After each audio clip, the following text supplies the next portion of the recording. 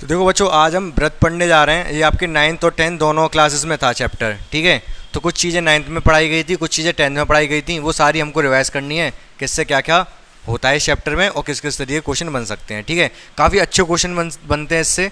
अच्छे क्वेश्चन मतलब कि थोड़ा सा दिमाग लगाना होता है और क्वेश्चन आसानी से वो हो सकता है, ठीक है, अगर आपको सारे कंसेप्ट पता है कि क्या क्या इस चैप्टर के अंदर है तो, ठीक है।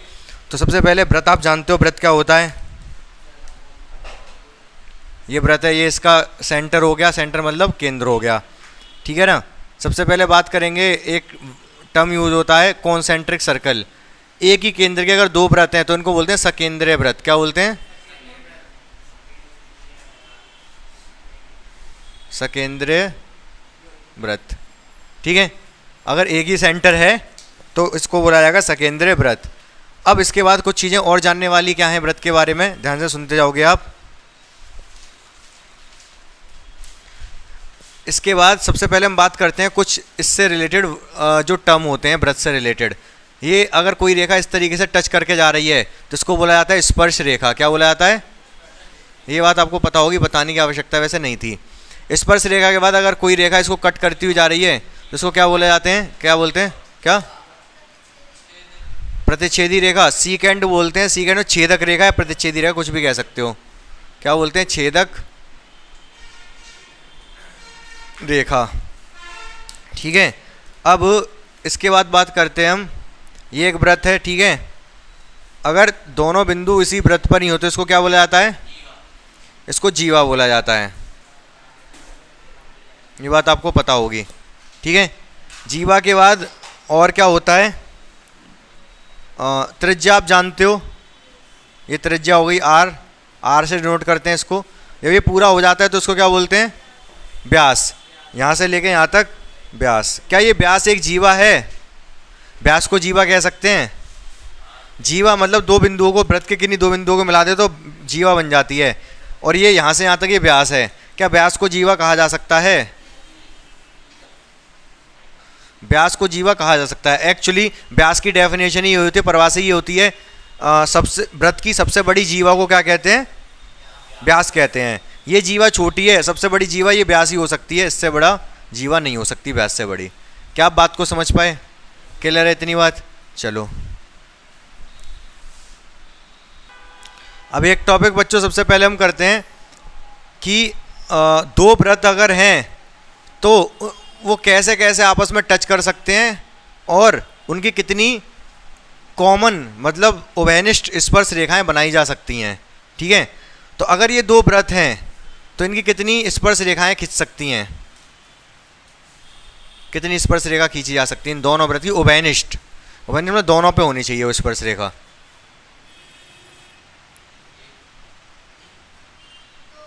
दो, दो, एक तो ये, तीन, चार। दो तो ये डायरेक्ट टेंजेंट, डायरेक्ट मतलब सीधी स्पर्श रेखा। एक होता है एक डायरेक्ट, एक ट्रांसवर्स कॉमन टेंजेंट, एक ये वाली होती है। नाम नहीं पूछेगा लेकिन पूछेगा कितनी खींची जा सकती हैं। तो चार स्पर्श रेखाएं आप देख पा रहे हो कि ये वाली इसको भी टच कर रही है, इसको भी, ये वाली इसको भी टच कर रही है, इसको भी, ये वाली दोनों को टच कर रही है, ये वाली दोनों, चार इसकी उभयनिष्ठ स्पर्श रेखाएं हैं। क्या ये बात आपको समझ आ गई? बिल्कुल। अगर व्रत दूर दूर हैं तो इनकी चार उभयनिष्ठ स्पर्श रेखाएं खींची जा सकती हैं, ठीक है। और अगर व्रत दो टच कर रहे हैं बाहर से तब कितनी उभयनिष्ठ स्पर्श रेखाएं खींची जा सकती हैं? टच कर रहे हैं, हाँ, तीन। एक तो ये, दो तो यही हो गई, एक यहाँ जहाँ से टच कर रहे हैं वहाँ पर भी दोनों पे स्पर्श रेखा होगी, वो तीन। अगर बाहर से बाहर हैं एक दूसरे के, बिल्कुल टच भी नहीं कर रहे तो चार। टच कर रहे हैं बाहर से तो तीन स्पर्श रेखाएं खींची जा सकती हैं। और अगर अंदर से टच कर रहे हैं तब कितनी स्पर्श रेखाएं खींची जा सकती हैं? मात्र एक, ये वाली, दोनों पे स्पर्श रेखा होगी ये, ठीक है। स्पर्श रेखा मतलब टच करके जाए। अगर एक व्रत दूसरे व्रत के अंदर है तो कितनी स्पर्श रेखाएं खींची जा सकती हैं? बल्ब जला देने वाला, कितनी स्पर्श रेखाएं खींची जा सकती हैं? एक भी नहीं। अब यहाँ पर एक भी स्पर्श रेखा नहीं खींच सकते। क्या ये कितनी स्पर्श रेखाएं, इसका फंडा आपको समझ में आ गया? क्लियर हो गया ये क्या कंसेप्ट है? ठीक है। समझ आ गया? अगर केवल एक वृत्त दे रखा है, इस पे कितनी स्पर्श रेखाएं खींची जा सकती हैं? अकेला वृत्त इनफाइनाइट, कितनी भी खींचो, यहाँ पर यहाँ पर यहाँ पर यहाँ पर यहाँ पर यहाँ पर, कितनी भी इसकी स्पर्श रेखाएं खींची जा सकती हैं। सही बात है। एक वृत्त पर कितनी अधिकतम कितनी स्पर्श रेखाएं, समांतर स्पर्श रेखाएं खींची जा सकती हैं? स्पर्श रेखाएं होनी चाहिए और समांतर होनी चाहिए, दो, केवल दो। एक यहाँ पर अगर खींचती तो इसके समांतर यहीं पे हो पाएगी, बाकी और कहीं पर भी स्पर्श रेखा आप समांतर नहीं खींच सकते, वो समांतर नहीं होगी। इनके समांतर बोला मैंने, समांतर होनी चाहिए स्पर्श रेखा। तो ये दोनों स्पर्श रेखाएं समांतर हैं तो दो ही खींच सकती हैं, उससे ज़्यादा नहीं। क्या स्पर्श रेखाओं का खेल पूरा समझ में आ गया आपको? चलो ठीक है, देख लो इसको एक बार। अब बच्चों बहुत ध्यान से समझोगे आप जो बताने जा रहा हूँ। अगर कि ये कोई वृत्त है, ठीक है, ये इसकी जीवा है, ठीक है, और हमने क्या किया, केंद्र से इस पर डाल दिया लंब, केंद्र से इस पर लंब अगर डाल दिया तो कुछ चीज़ें हमें ध्यान रखनी पड़ेंगी। यहाँ पर ये ए है, ये बी है, सपोज ये ओ है, ओ ये है, ये एन है। तो क्या ध्यान रखना पड़ेगा सबसे पहले आपको कि अगर हमने केंद्र से जीवा पर लंब डाला है तो इसको बाइसेक्ट करेगा, समद्विभाजित करेगा। क्या करेगा? समद्विभाजित। मतलब जितना ए एन होगा उतना ही एन भी होगा, जितना ए एन होगा उतना ही एन भी होगा। हाँ क्या? ओ नहीं, लंब, जो लंब डाला है ये जीवा ए बी को समद्विभाजित करेगा। समझ गए इतनी बात को? ठीक है। एक्चुअली ये जब ट्रायंगल पढ़ा दूंगा तो ये सर्वांग समता से होता है। सर्वांग समता से कैसे? जैसे ये क्या है, ये इसकी त्रिज्या है, ये भी वृत्त की त्रिज्या है, ये भी वृत्त की त्रिज्या, ये भी वृत्त की त्रिज्या, ये लंब है, कॉमन है, ये 90 अंश है। तो एक आपकी जो सर्वांग समता होती थी RHS, ध्यान है आपको? पढ़ाऊंगा अभी इसको। राइट मतलब आर का मतलब होता है समकोण त्रिभुज, राइट एंगल ट्रायंगल। एच का मतलब हाइपोटेनस मतलब कर्ण, ठीक है। एस का मतलब कोई एक साइड, ये वाली साइड बराबर है, दोनों इसके कर्ण बराबर हैं और 90 अंश, तो ये सर्वांग सम हो जाता है। ये दोनों त्रिभुज कैसे होते हैं? सर्वांग सम होते हैं। ध्यान रखना, बाकी सर्वांग सम मैं पढ़ाऊंगा तो दोबारा बताऊंगा इस चीज़ को। फिलहाल इतना समझ गया कि ए एन बराबर एन भी है। इसका उल्टा भी कहा जा सकता है, वो भी बिल्कुल सही होगा कि अगर आपको दे दी गई कोई जीवा दे दी गई और ये मध्य बिंदु है किसका? हाँ, वृत्त का। अगर मैंने इसका मध्य बिंदु लिया, इससे इसको मिला दिया, अगर मध्य बिंदु है ये और मैं इसको किससे मिला रहा हूँ? केंद्र से मिला रहा हूँ, तो ये 90 अंश होगा, परपेंडिकुलर होगा इस पे। सही बात है ये? ठीक है। तो ये दोनों एक दूसरे को उल्टे ही कह दिए मैंने। क्या कह दिया? अगर लंब डालोगे तो इसको समद्विभाजित करेगा, ये जितना ये उतना ही ये, और अगर मैंने मध्य बिंदु को इससे मिलाया है तो ये 90 अंश ही होगा। समझ गए ये कंसेप्ट? कोई दिक्कत तो नहीं है इसमें? चलो ठीक है।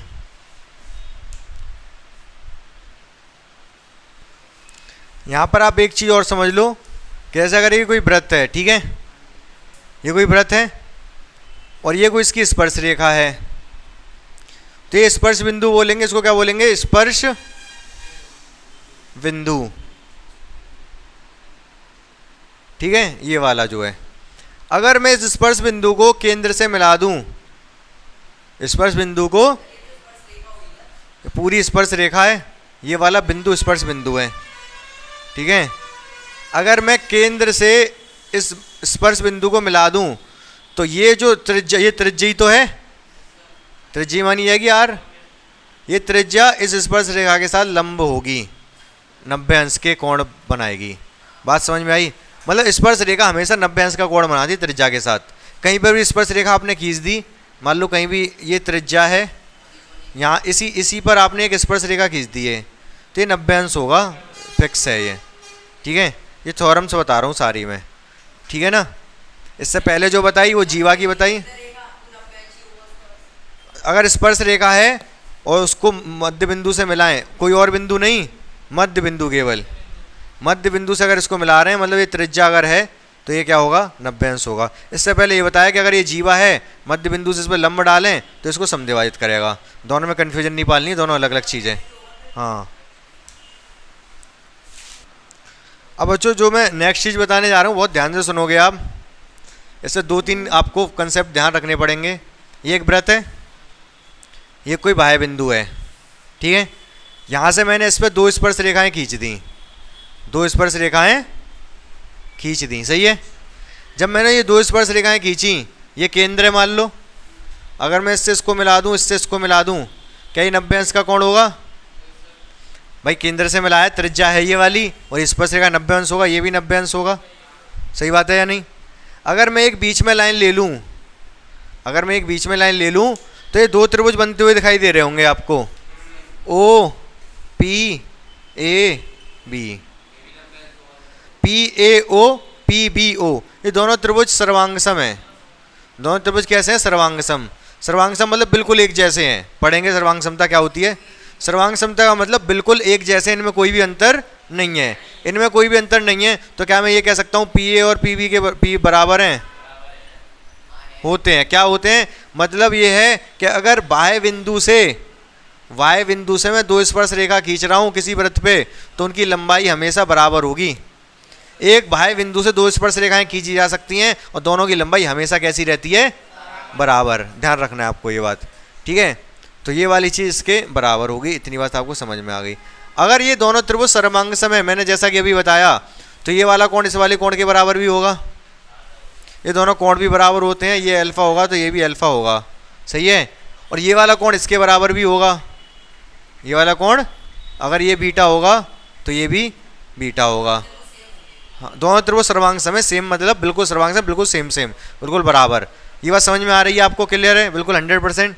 चलो एक चीज़ और ध्यान से सुनोगे।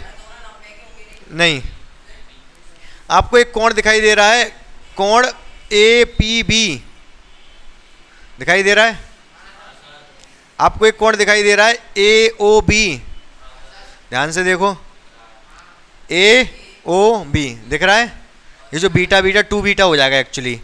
बीटा से मतलब नहीं है हमें फिलहाल। ये दोनों कोण आपको बिल्कुल साफ साफ दिखाई दे रहे हैं, P A P B A O B. Clear है बिल्कुल? इन दोनों को अगर मैं जोड़ दूं, इन दोनों को मैं जोड़ दूं तो 180 आएगा। ये बात भी आपको ध्यान रखनी है। पूछो क्यों? हाँ, क्योंकि ये दोनों 90-90 के हैं। 180 तो यही हो गया। तो भाई ये जो एक चतुर्भुज बन रहा है तो इसके चारों कोणों का योगफल 360 होना चाहिए। कितना? 360। जब यही दोनों 180 हो गए तो इन दोनों का योगफल भी 180 होगा। समझ पाए कि नहीं समझ पाए मेरी बात को? अगर मैं आपसे ये पूछूं, एक बाह्य बिंदु है, इससे मैंने 2 स्पर्श रेखाएं खींच दी, ठीक है। ये मध्य बिंदु O है, इससे इसको मिला दिया, इससे इसको मिला दिया, सही है, और इससे इसको भी मिला दिया। मैं आपसे ये कह रहा हूं कि ये जो कोण दिखाई दे रहा है ये 30 अंश का है। ये A है, ये B है, ये P है। आपको कोण AOB बताना है। जल्दी से बता दो कितना होगा। इस वाले त्रिभुज में आप क्या क्या सीख पाए? सारी चीज़ आपके सामने है, सब चीज़ बिल्कुल क्लियर दिखाई दे रही है। चलो मैं दोबारा चर्चा करूंगा, पहले इसका आंसर बताओ। तो क्या बताया अभी थोड़ी देर पहले मैंने आपको? अगर ये 30 है तो ये भी 30 होगा, बराबर होंगे। और इस पूरे का योगफल कितना होगा? 180। 180 होगा ना ये। तो अगर ये 180 होगा तो अगर ये 60 हो गया तो इसको 120 होना पड़ेगा। 60 और 120 तभी से 180 होगा। बोलो हाँ या ना? चलो और कितने मिला के होगा? ए ओ बी और पी ए पी बी दोनों का योगफल बोला है 180। ये रहा इसका और इसका योगफल। अरे इन दोनों को अगर लगाऊं तब आएगा 360, चारों कोणों का योगफल। लेकिन 180 तो हटा दिया ना मैंने। इन दोनों का योगफल 180 आएगा। इसको जोड़ के 360 आएगा। वो 180 मैंने हटा दिया क्योंकि ये भी 100, ये 90 समझ गए? तो इसमें क्या क्या चीज़ सीख पाए आप? पहली चीज़ तो ये दोनों जो स्पर्श रेखा उनकी लंबाई बराबर। दूसरा क्या सीख पाए आप? दूसरा आपने ये सीख लिया कि ये वाला कोण और इस वाले कोण का योगफल 180, ये दोनों कोण आपस में बराबर, ये इसके बराबर ये इसके बराबर। अच्छा अल्फा प्लस बीटा कितना हो जाएगा, कौन बताएगा? इसमें जो अल्फा बीटा माने हैं मैंने, तो अल्फा प्लस बीटा कितना हो जाएगा?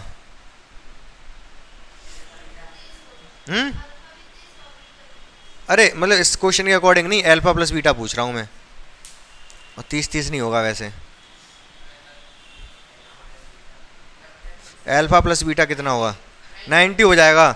साफ साफ दिखाई दे रहा है ये समकोण त्रिभुज है, ये वाला ऊपर वाला समकोण त्रिभुज है। एक कोण 90 हो गया तो बाकी दोनों का योगफल भी 90 होगा। बाकी ये पूरा जोड़ के 180, आधा आधा कितना हो जाएगा? 90।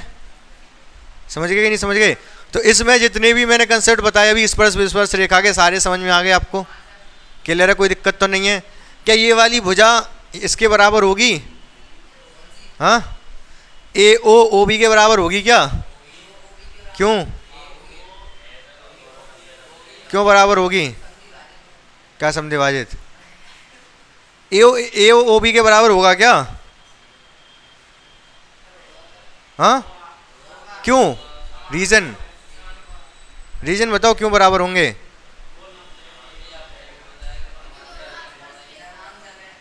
आसपास रेखा, ये क्या मतलब? स्पर्श रेखा बराबर है, ये मैंने बताया। मैं ये इनकी पूछ रहा हूँ, ए और ओ भी बराबर भी हैं क्या? अरे उसी की हेल्प से तो हमने बराबर किए स्पर्श रेखा। अभी जब मैं डेरिवेशन अगर करूँ इसका, वो सर्वांग सम दोनों करूँ, तो यहीं से तो अरे भाई ये दोनों त्रिज्या हैं, ये भी त्रिज्या है ये भी त्रिज्या है, ए ओ भी त्रिज्या है और ओ भी त्रिज्या है। वृत्त की त्रिज्याएं तो बराबर ही होंगी। इसी की हेल्प से तो हम इसको सर्वांग सम करेंगे। वही आप कंफ्यूज हो रहे हो, ए और ओ भी तो बराबर है ही ना भाई, त्रिज्या हैं दोनों। समझ पा रहे हो मेरी बात को या नहीं? अगर मैं यहां से एक यूं करके वो और खींच दूं क्या, रेखा, ठीक है? चलो मैं बनाता हूं ऐसा एक और, ध्यान से देखेंगे बच्चों। ये मैंने बनाया हुआ है, ये स्पर्श रेखाएं दोनों पी ए और पी बी, ऐसे इसको मिला दिया ये। और ये वाला कोण दे रखा है मैंने, ये वाला कोण है बीसंस। आपको पी ए बी बताना कितना होगा, पी ए बी कितना होगा, जल्दी से बता दो।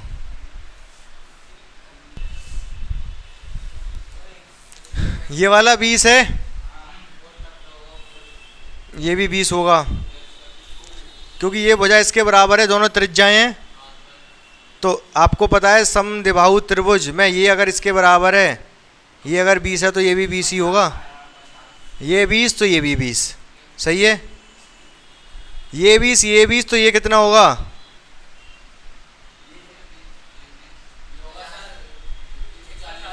एक 140। त्रिभुज के तीनों कोणों का योगफल 140, 140 हो गया। अगर ये वाले 140 है तो ये कितना होगा? हाँ, अरे यार अभी बताए, इन दोनों का साफ लिख रहा है सामने सामने, इसका और इसका योगफल 180। कैसी बात कर रहे हो आप? जब साफ साफ ये दिखाई नहीं दे रहा, कह दिया मैंने इसका और इसका योगफल 180 होगा, बोला नहीं अभी? सामने लिखा हुआ भी हुआ है, ये 140 है तो ये 40 होगा, तभी इनका योगफल 180 होगा। समझ गए नहीं समझ गए? हाँ 40, यही तो पूछा था। पी ए बी साफ साफ लिख रहा है। अरे पी ए बी पूछा है मैंने तो, वैसे और गलती से लिख गया, मुझे पी पूछना तो ए पी बी था। क्या कह रहे हो? 40 कैसे हो गया? अरे 140 है तो इसका योगफल 180 रखना है, तो कितना होगा ये? अच्छा मैंने ये वाला कितना होगा, गलती से ये पूछ लिया। पी ए बी बता दो, ये भी बता दो, पी ए बी कितना होगा? पी ए बी ये वाला, हाँ 70, पूरा 90 है ना, ये पूरा 90 होता है ये। अगर ये 20 है तो ये 70 होगा, बोलो हाँ है ना? अगर ये 20 है तो ये 70 होगा, साफ साफ दे। और अगर ये 70 है तो ये कितना होगा? ये भी 70 होगा। पूछो क्यों? क्योंकि ये भुजा इसके बराबर है, स्पर्श रेखा बराबर होती हैं दोनों, स्पर्श रेखा दोनों बराबर होती हैं। अगर ये भुजा इसके बराबर है तो ये 70 तो ये भी 70 होगा। समझ गए कि नहीं? एक बहुत इंपॉर्टेंट क्वेश्चन देता हूँ अब इसी कंसेप्ट बेस्ड, ध्यान से देखो। क्वेश्चन देखो बच्चों ध्यान से। ये एक वृत्त है, वृत्त के चारों ओर एक चतुर्भुज है जो कि चारों तरफ से इसको स्पर्श कर रहा है। ए बी का मान 10 दे रखा है, सी डी का मान 4 दे रखा है। आपसे A D plus B C का मान पूछ रहा है। जल्दी से दिमाग लगा के बता दो कितना हुआ। तो बहुत ध्यान से बच्चों एक बात सुन लो मेरी।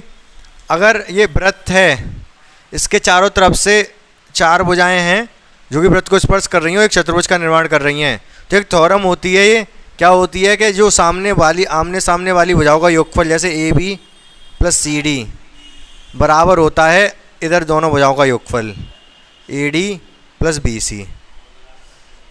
समझ गए? तो क्या आंसर होगा फिर इसका? A D plus B C बराबर क्या आएगा? 14 ही आ जाएगा। इन दोनों का योगफल अगर 14 है, इन दोनों का योगफल अगर 14 है तो इन दोनों का योगफल भी 14 ही होगा। तो 14 आंसर हो गया ये।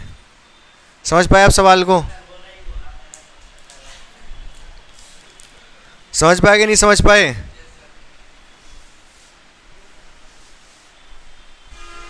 एक और वृत्त है ये,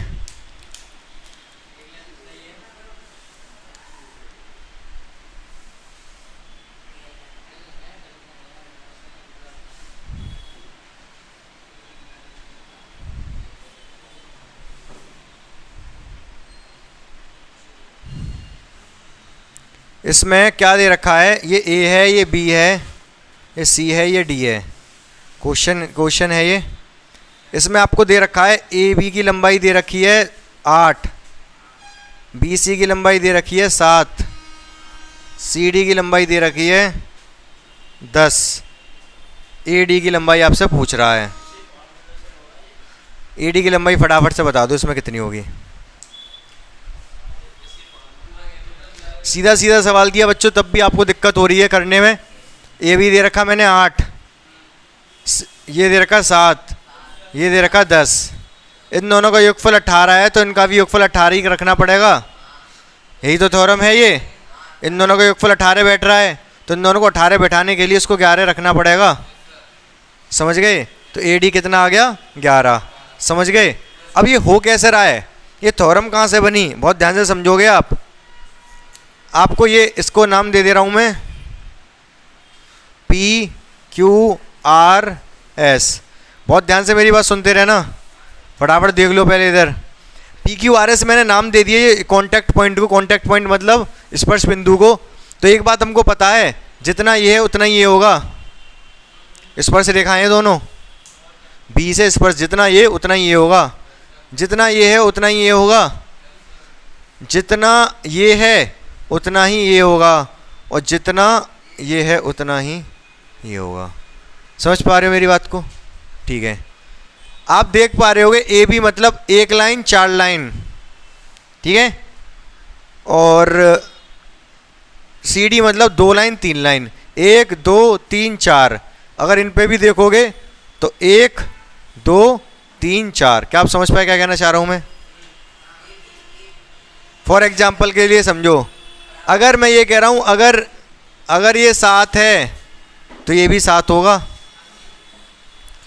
अगर ये 5 है तो ये भी 5 होगी, अगर ये 4 है तो ये भी 4 होगा, और अगर ये 6 है तो ये भी 6 होगा। ये कितना बना? ये बन गया आपका 13, और ये कितना बन गया? ये 13 बन गया, ये 9 बन गया, ये 12 बन गया, और ये 10 बन गया। ठीक है, तो दोनों को जोड़ोगे 13 और 9 22, 10 और 12 22। समझ पा रहे हो? इसकी ये वाली भुजा एक्चुअली इसकी ये वाली के बराबर है, इसकी ये वाली इसकी ये वाली के बराबर है, इसकी ये वाली इसके बराबर, इसकी ये वाली इसके बराबर है। समझ पाए कि नहीं समझ पाए? कंसेप्ट समझ में आ गया बिल्कुल अच्छे से? ये वाला कुल मिला के थ्योरम ये है, आप इसको रट लो, याद कर लो, दिमाग में बैठा लो। बच्चों क्वेश्चन ध्यान से समझोगे इसी टाइप का एक क्वेश्चन आपके एनसीईआरटी में भी दे रखा है, सेम नहीं है, इसी टाइप का है। क्वेश्चन क्या है, आपको कोण ए ओ बी पता करना है।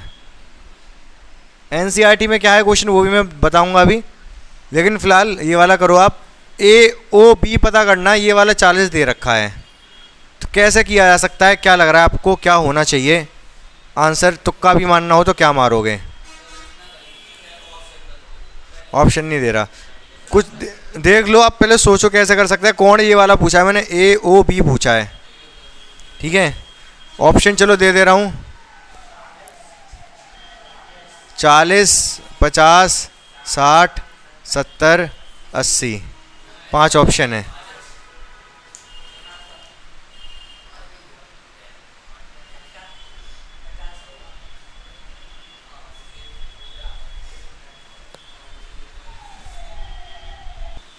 क्वेश्चन में थोड़ा सा और एक्सप्लेन कर दे रहा हूँ आप चाहो तो। ये एक स्पर्श रेखा है ए बी, पी सी भी एक स्पर्श रेखा है, पी डी भी एक स्पर्श रेखा, जाहिर सी बात है ये तो स्पर्श रेखा है ही है, साफ दिख रही हैं। बाकी ए बी भी एक स्पर्श रेखा है। आपको ये बताना है कि कौन ए ओ बी क्या होगा। नहीं हो पाएगा, नहीं मैं समझाया तो ध्यान से समझ लो।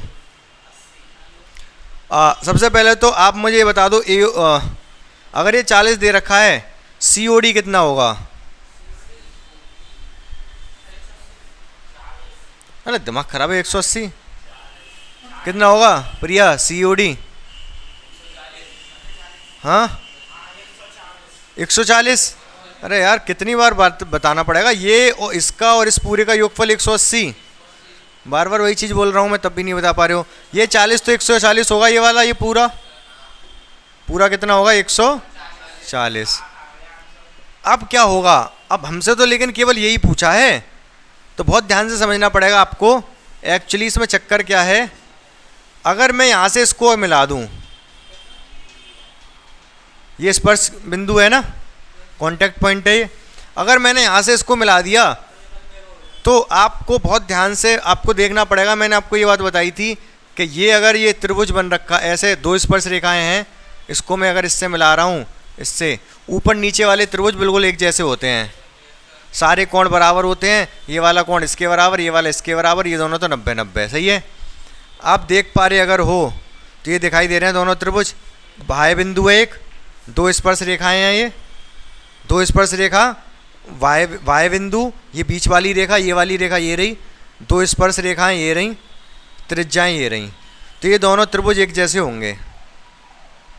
ये वाला त्रिभुज बिल्कुल एक जैसे होंगे। सेम नीचे ये वाय बिंदु, ये 2 स्पर्श रेखाएं, ठीक है, ये 2 स्पर्श रेखा और ये 2 त्रिज्या, ये वाली 2 त्रिज्या हो गई, ये दोनों भी एक जैसे होंगे। बोलो हाँ या ना, ठीक है।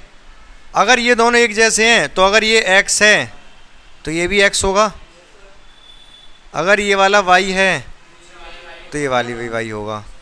पूरा कोण कितना हो गया? पूरा 140, इसके बारे में कह रहे थे हम। पूरा कितना हो गया? 2x + 2y। देखो ध्यान से भाई, पूरा हो गया ये पूरा 2x + 2y पूरा, जो कि 140 है। 2 कॉमन लेके डिवाइड मार दूंगा तो x + y कितना आ गया? 70। x + y 70 आ गया। और मैंने पूछा था ए ओ बी, क्या ए ओ बी x + y नहीं है? ठीक है, तो ए ओ बी मतलब x + y मतलब 70।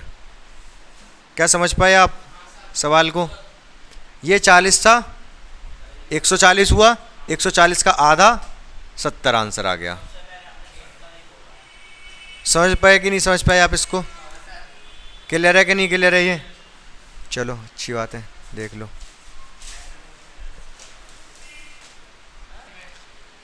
इसका अगले क्वेश्चन का जवाब आपको बताना पड़ेगा बच्चों। ये एक व्रत है, ठीक है, ये 2 स्पर्श रेखाएं जो कि समांतर हैं। कैसी हैं? मध्य बिंदु, क्या बोलते हैं इसको, केंद्र से इन दोनों को मिला दिया हमने, ठीक है, स्पर्श बिंदु को। एक ये तीसरी स्पर्श रेखा है, ठीक है। इससे इसको मिला दिया, इससे इसको मिला दिया। ये ए है, ये बी है, ये ओ है, इसको मंज कर जो ले लो। ए ओ बी बताना है आपको कितना होगा, जल्दी से बता दो फटाफट।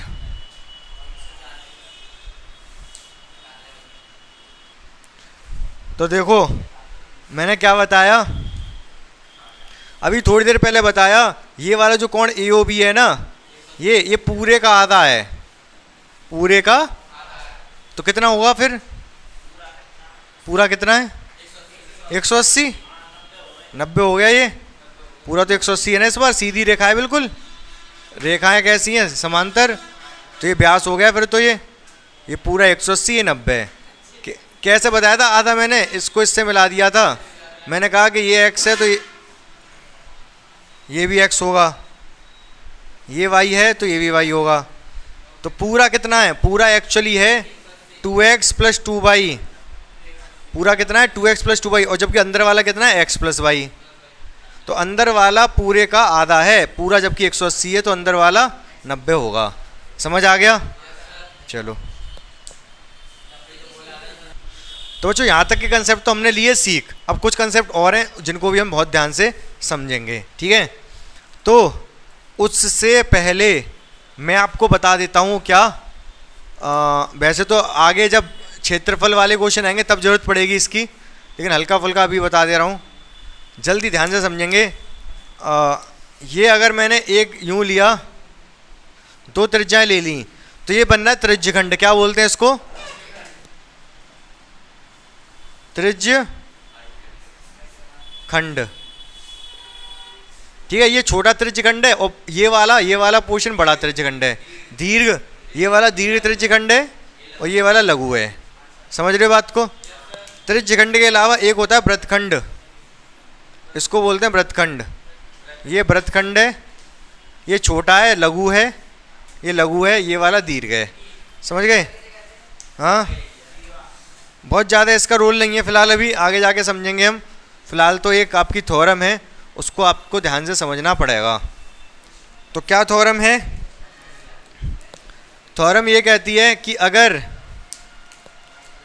ये केंद्र है, ये दो बिंदु हैं, कोई मैंने मिला दिया इसको यूं, ये कोई कोण बन रहा है, ठीक है।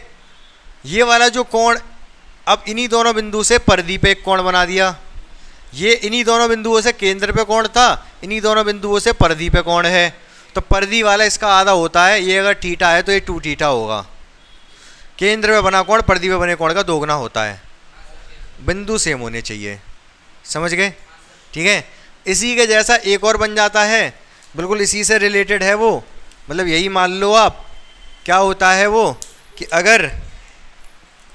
अगर 2 पॉइंट हैं, या फिर ये कह सकते हो एक ही वृत्तखंड पर बने कोण बराबर होते हैं, ये इसकी परिभाषा है। बाकी हम समझेंगे, परिभाषा में लेना देना नहीं है।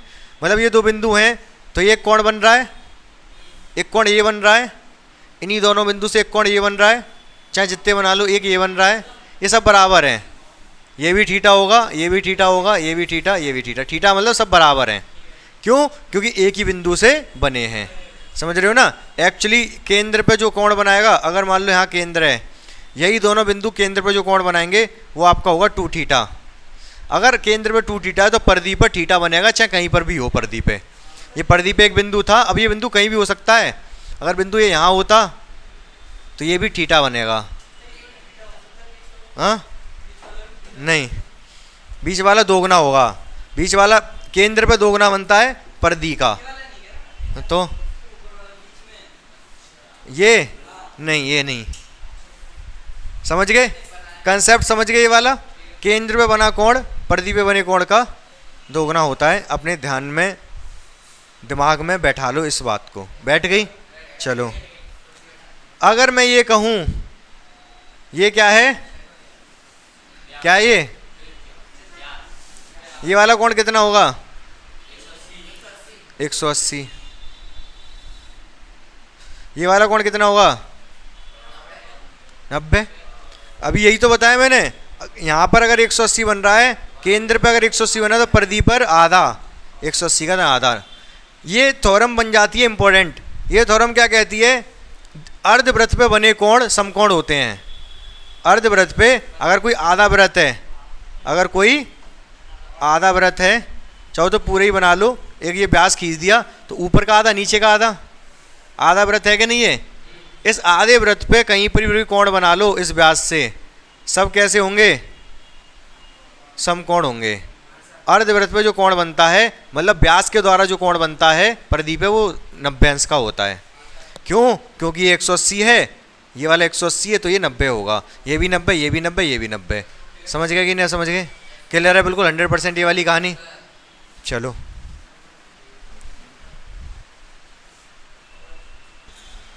अब बच्चों अगला कंसेप्ट आपको जो सीखना है वो क्या सीखना है, जैसे एक वृत्त है, अगर मैंने इस पे ले लिए 4 बिंदु, तो ये क्या बनाएंगे, एक क्या बनाएंगे, हाँ, चक्रीय चतुर्भुज। ठीक है, ये बनाएंगे एक चक्रीय चतुर्भुज ए बी सी। मैंने पहले भी शायद एक बार बता दिया है कि ए और सी का योगफल 180 होगा और बी और डी का योगफल 180 होगा। अगर ये चक्रीय चतुर्भुज है तो आमने सामने वाले कोणों का योगफल कितना होता है, 180। लिख लेना, छाप लेना, और ध्यान से समझना एक बात को, इसके जो बाहर वाला कोण होता है, ये अगर कोई भी भुजा आगे की तरफ बढ़ा दी जाए तो ये जो बाहर वाला कोण होता है ये कितना, ये इसमें क्या, ये जो ए है, ए ये इसके बराबर होगा, यहाँ बिंदु का नाम ले रहा हूँ मैं, एक्स, एक्स सी बी, कोण एक्स सी बी के बराबर होगा कौन सा, ए। समझ पा रहे हो क्या कह रहा हूँ मैं?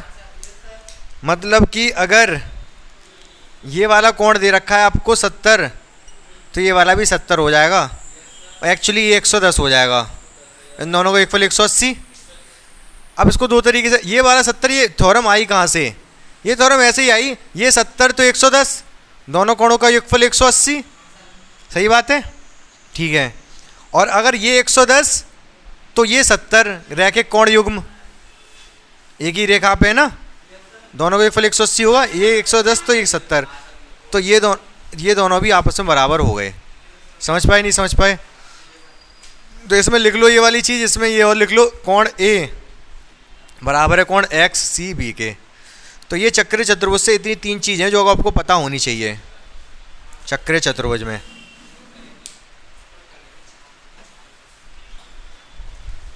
अगला बच्चों क्वेश्चन ये है, ये ओ हो गया, ये ए हो गया, ये बी हो गया, ये सी कर लो, ए सी बी बताना आपको कितना होगा, एंगल ए सी बी कितना होगा बता दो फटाफट।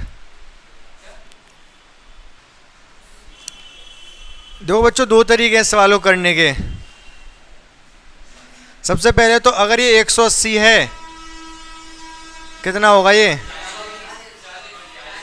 अगर ये 80 है तो ये 40। सबसे बड़ी गलती क्या होती है इस क्वेश्चन में, मैं बता दूं पहले, आपने जो कहा था 100, आपने सोचा ये 80 तो ये 100 चक्रीय चतुर्भुज, ये चक्रीय चतुर्भुज नहीं है, ये वाला बिंदु वृत्त पे कहाँ है, ये 3 बिंदु है वृत्त पर, ये वाला बिंदु वृत्त पे नहीं है, तो ये चक्रीय चतुर्भुज नहीं है, ये चक्रीय चतुर्भुज नहीं है।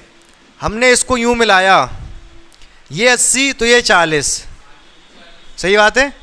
अब ये बन चुका है, इसका नाम कुछ भी रख लो, पी रख लो, पी ए सी बी, ये चक्रीय चतुर्भुज है, पी ए सी बी, चारों बिंदु ये और ये भी वृत्त पर है, चक्रीय चतुर्भुज होगा। तो कितना आएगा ये, दिमाग खराब है यार तुम लोगों का, 140, इन दोनों का योगफल होगा 180, यही तो लिखवाया, इसका और इसका योगफल कितना होगा, तो ये 40 तो ये 140। समझ पाए कि नहीं समझ पाए, हाँ या ना? पता नहीं आप लोग क्या कर रहे हो यार, आप लोग मतलब इतना समझाने के बाद भी हल्का सा दिमाग नहीं लगा पा रहे, एम 10 कहने को 10th पास करके आए हो।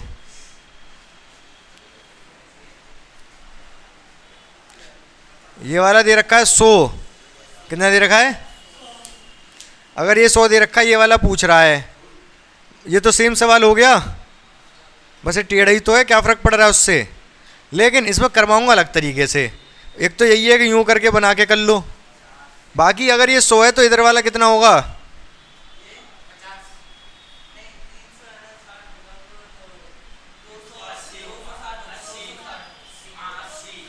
260। पूरे का 360 होता है ना, ये 100 तो ये 260, सही बात है। अब यहाँ पर परिधि पे जो कोण बनता है वो केंद्र पे बने कोण का आधा होता है, लेकिन अपोजिट डायरेक्शन, ये इस तरफ होना चाहिए, ये इस तरफ है तो इस कोण के उस तरफ होना चाहिए। ऐसे ये कोण है इस कोण के दोनों के उस तरफ, 360 तो ये 130, इसका आधा हो जाएगा ना। अरे ये 80 तो ये 40, ऐसे ये 260 तो ये 130। हाँ, पूरे तीनों दोनों का पूरा तो 360 का होता है ना। 360 में से अगर ये 100 है तो ये 260 ही तो होगा। मैंने बोला था ना ये बताना है। क्वेश्चन वो तो पूछेगा, नाम देगा वो कि कौन ए बी सी बताइए कितना है।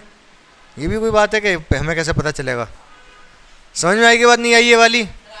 क्लियर है ये वाला कंसेप्ट भी? तो ये चक्र चतुर्भुज का कंसेप्ट बिल्कुल क्लियर हो गया आपको? हाँ हाँ, और मैंने यार तुम लोग कैसी बात, अभी मैंने कहा कि इसी तरीके से भी कर सकते हो। सबसे पहले मैंने ये कहा कि इस वाले को भी इस तरीके से, लेकिन मैं दूसरा तरीका सिखाना चाह रहा हूँ।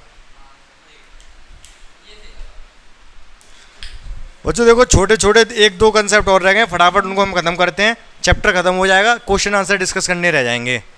एक कंसेप्ट पहले आप ये समझो कि अगर ये वृत्त है, क्या है ये, क्या है जीवा, क्या है ये, इसी बिंदु पे क्या है एक स्पर्श रेखा, क्या है स्पर्श रेखा, ठीक है। ये जीवा से मैंने यहाँ पर ऐसे एक कोण बना दिया, ठीक है, मतलब एक त्रिभुज टाइप का बना दिया। तो ये वाला जो कोण है, ये वाला जो जीवा जो कोण बना रही है ऐसे करके यहाँ पर, ये वाला कोण और जीवा और स्पर्श रेखा के बीच में जो कोण बन रहा है बराबर होंगे। इसको बोलते हैं ऑल्टरनेट सेगमेंट थ्योरम। क्या बोलते हैं? ऑल्टरनेट, हिंदी में पता नहीं क्या कहते हैं, लेकिन आपको थ्योरम के नाम से क्या मतलब है समझ में आना चाहिए, ठीक है। क्या मतलब है इसका, समझ गए ना? कि ये वाला कोण किसके बराबर होगा? ये वाला कोण इसके बराबर होता है। समझ गए ये बात को? जब यूज़ होगा तब मैं बता दूंगा कि ऑल्टरनेट सेगमेंट थ्योरम मैंने बताई थी। अभी क्वेश्चन तो इसमें बनने को बन जाएंगे, लेकिन फ़िलहाल इसमें मुझे ऐसे क्वेश्चन अच्छे से नहीं पता, अच्छे क्वेश्चन नहीं पता, छोटा मोटा तो बना दूंगा। फिलहाल समझ गए कि भाई क्या है कि ये जो जीवा जो कोण बना रही है किसके साथ? स्पर्श रेखा के साथ। और ये जीवा जो कोण बना रही है कहाँ पर? परिधि पर। कोण बराबर होंगे ये वाला और ये वाला, सही है। ऑल्टरनेट सेगमेंट थ्योरम हो गई। एक कंसेप्ट और ध्यान रखना है बस आपको इसमें, अगर यहाँ पर ये एक ली मैंने क्या, स्पर्श रेखा, क्या ली, और एक ये ली एक छेदक रेखा, ये P है, ये T है, ये A है, ये B है, सही है। समझ गए? तो होगा क्या, बहुत ध्यान से समझोगे, सारी डिस्टेंस P से ली जाएंगी, सारी डिस्टेंस कैसे? P T का स्क्वायर, जो स्पर्श रेखा उसका वर्ग, P से A तक की दूरी PA गुणा P से B तक की दूरी PB। सब P से लिए कि नहीं मैंने? बस यही ट्रिक है इसमें कि आपको ध्यान रखना है कि सारी डिस्टेंस P से ली जाएंगी इस फॉर्मूले को अगर अप्लाई करना है तो। समझ गए मेरी बात को? ठीक है। ऐसे ही एक और भी है, उसको भी समझ लो, उससे भी क्वेश्चन बन सकता है। ये अगर मैं 2 छेदक रेखा ले लूँ, कितनी? दोनों की दोनों छेदक रेखाएं ले लूँ, ये P, ये A, ये B, ये C, ये D, तो पता है यहाँ पर थ्योरम क्या बनेगी? यहाँ पर पता है प्रमेय क्या बनेगी? हैं? ध्यान देखो, PA गुणा PB बराबर PC गुणा PD। सारी लेंथ P से ली जाएंगी, बस ये ध्यान रखना है। बोलो हाँ या ना? तो यहाँ पर मैंने कंसेप्ट अलग अलग लिखना। पहला कंसेप्ट तो ये बताया फिलहाल, दूसरा फिलहाल ये बताया है इस पेज पे, तीसरा ये बताया है। ये ऐसे चित्र ऐसे बनाया। एक और रह गया बस लास्ट, वो भी काफ़ी इंपॉर्टेंट है, उससे भी क्वेश्चन आ सकता है। ये क्या है? वृत्त। व्रत। ये क्या है? जीवा। ये ए, ये बी। ये क्या है? जीवा। ठीक है, ये क्या है? पी, कटान बिंदु। तो यहां पर भी सारी पी से ली जाएंगे, पी ए गुणा पी बी, पी ए गुणा पी बी बराबर पी सी गुणा पी डी। तो ये जो चौथा कंसेप्ट बताया मैंने लगभग लगभग एक से है। यहाँ अंदर बिंदु था, कटान बिंदु बाहर था, यहाँ अंदर था। भाई सारी लेंथ पी से ली हमने, P A P B P C P D.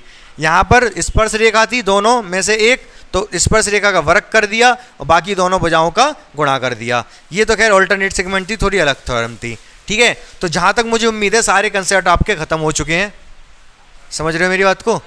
सारे कंसेप्ट खत्म हो गए। अगर कोई कंसेप्ट रह गया होगा व्रत का तो क्वेश्चन में हम कवर कर लेंगे। ये तो कॉन्सेप्ट तो आपकी क्लास ये खत्म हो चुकी है। यहाँ पर व्रत के बारे में हमने काफ़ी कुछ, मैंने जितना भी हो सकता था सब कुछ समझा दिया है। अब हमें क्वेश्चंस करने हैं। ठीक है, एक क्वेश्चन दे रहा हूँ बच्चों में आपको, और हिंट क्या है? हिंट ये रही।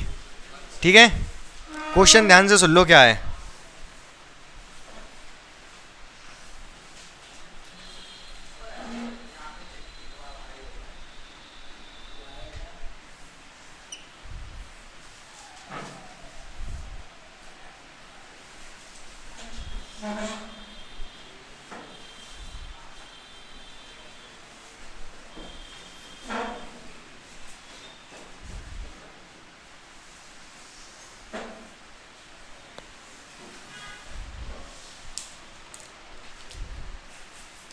ये 30 दे रखा है, ये 50 दे रखा है, ये नहीं, एक सेकंड, 80 कर लो। ये 80 दे रखा है, ये 30 दे रखा है। ठीक है, आपको बताना क्या है? बी ए एक्स कहाँ है? बी ए एक्स, ये बताना है आपको। बाकियों के नाम कुछ भी रख लो, वाई, बस इसका भी नाम चाहो तो रख लो कुछ। ए बी है तो इसको सी कर लो, ए तो कहीं आया ही नहीं। A B C X Y. आपको बताना है एंगल बी ए एक्स, मतलब ये वाला। बता दो फटाफट। हिंट दे दी मैंने, ये थ्योरम लगा के कर सकते हो, बाकी निकालना ये है। देखो जो सीधे सीधे लगा सकते थे। कौन सी? ये वाली थ्योरम क्या बताई मैंने? ये जीवा है। ठीक है, ये अगर 80 है तो इसी से कौन सा बन रहा है? ये वाला, ये भी 80 होगा। बोलो हाँ है ना? ये 30 किससे बन रहा है? बी एक्स से ही तो बन रहा है स्पर्श रेखा। ये 30 तो ये भी 30 होगा, ये 30 तो ये भी 30। समझ रहे हो भाई? ये 80 तो ये 80, ये 30 तो ये 30, ये 30 ये 80, तो ये कितना? 100। ये तो रैखिक कोण है। ये 80 तो ये 100, 180 होना चाहिए। बोलो हाँ है ना? या फिर वो लगा लो चाहो तो, क्या? बाह्य कोण प्रमेय, एक्सटीरियर एंगल थ्योरम। क्या? ये अगर 80 है, ये त्रिभुज है एक। चलो वो मत लगाओ, आप कंफ्यूज हो गए। 80 तो ये 100, ऐसे ही करो। ये 100, ये 30 तो ये 50, क्योंकि तीनों का योगफल करना है 180। तीनों का योगफल 180 करना होगा ना। ये 100 हो गया, ये 30 हो गया, तो इसको 50 होना पड़ेगा, तभी तीनों का योगफल 180 बैठेगा। तो कितना आया ये? 50। 4 बताए थे, चारों के चारों गलत थे कि नहीं तुम्हारे? हाँ, समझ आया कि नहीं सवाल? चलो अब बच्चों देखो, कुछ क्वेश्चन आपको पाइथागोरस वाले मिल सकते हैं। जैसे अगर मैंने दे दी एक ये जीवा, मैंने इस जीवा पे डाला लंब, और लंब की लंबाई है कितनी पता है? 8। ठीक है, और इस वृत्त की जो त्रिज्या है वो है आपकी 17। कितनी है? वृत्त की त्रिज्या 17 है। एक जीवा पर हमने लंब डाला, लंब की लंबाई 8 है। लंब की लंबाई 8 है। जीवा की लंबाई बताओ कितनी होगी।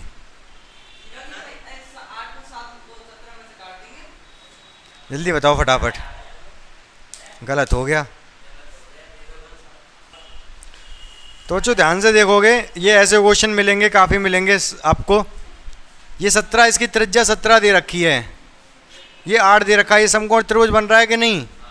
तो आप ये O है, ये A है, ये B है, आप A भी निकाल सकते हो बहुत आसानी से पाइथागोरस से। 17 का स्क्वायर बराबर 8 का स्क्वायर प्लस AB का स्क्वायर। कितना आएगा ये? 17 का स्क्वायर 289, 64, AB का स्क्वायर। इधर आके माइनस हो जाएगा 289 माइनस 64,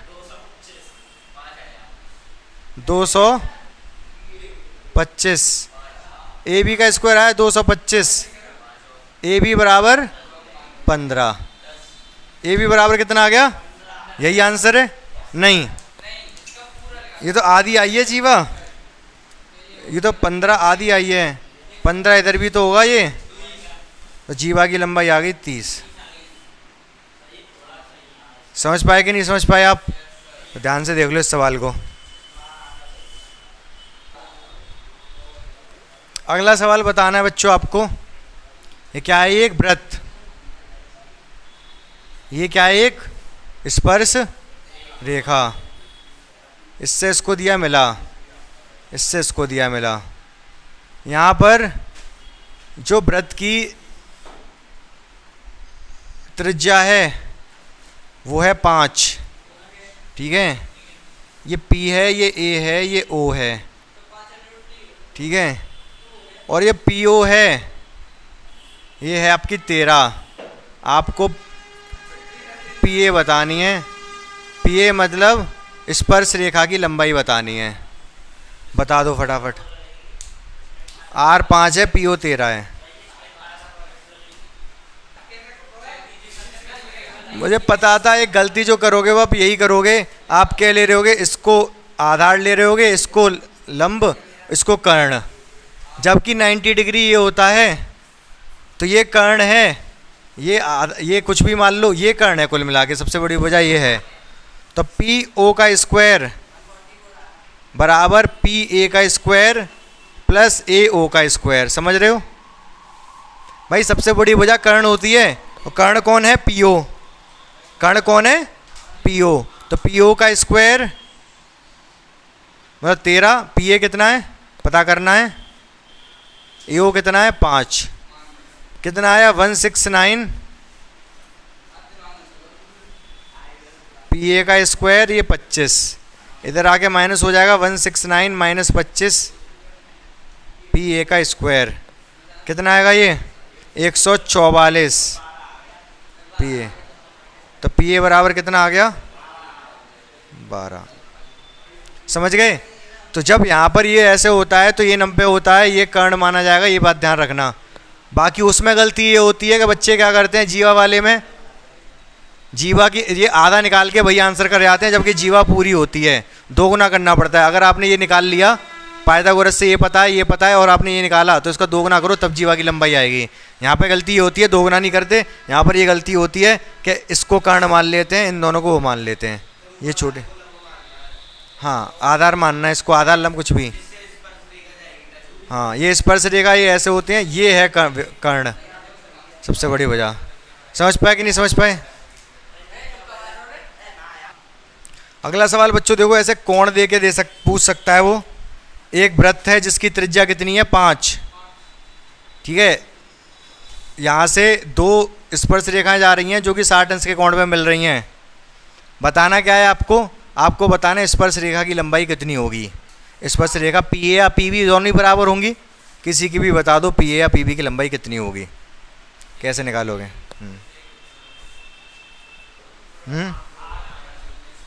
ऑप्शन दे रहा हूँ मैं आपको।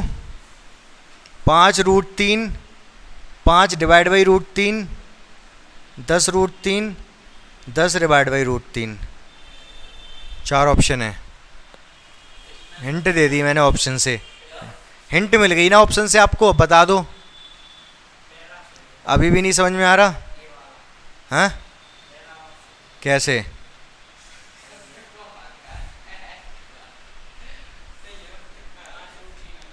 मैं इसको इससे मिला दूं, ठीक है। ये 60 है पूरा, तो ये ऊपर वाला कितना होगा, 30 का होगा आधा। अब ये एक त्रिभुज बन रहा है, ये देखो बन रहा है, जिसमें ये कोण 30 है, कोण के ये 90 अंश है, कोण के सामने क्या होता है, लंब। ये कौन सी भुजा है, अरे यार कर्ण होता है 90 के सामने वाला, तो ये आधार। लंब अगर दे रखा हो, आधार अगर पूछा हो तो क्या लगाओगे आप, कौन सा, साइन कॉस टेन, टेन लगाओगे। टेन 30 बराबर क्या होता है, लंब बटे आधार। लंब कितना है 5, आधार निकालना है। टेन 30 का मान 1/√3, 5 बटे ए उधर जाएगा, √3 उधर जाएगा, ए बराबर 5√3। समझ गए, तो ये आंसर सही है। इस तरीके से भी वो दे सकता है। समझ में आया कि नहीं आपको।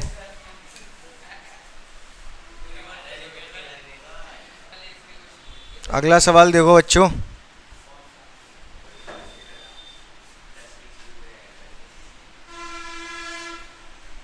त्रिभुज है एक, ये ए हो गया, ये बी हो गया, ये सी हो गया, ठीक है। इसको नाम दे दिया मैंने पी, इसको क्यू, इसको आर, सही है ये भी। क्या क्या दे रखा है इस सवाल में, ए पी बराबर दे रखा है 4, पी बी बराबर दे रखा है 6, ठीक है, और ए सी बराबर दे रखा है 8, ठीक है। ए सी पूरी दे रखी है, ध्यान से सुन लो इधर। बी सी बताना है कितना होगा, बता दो फटाफट।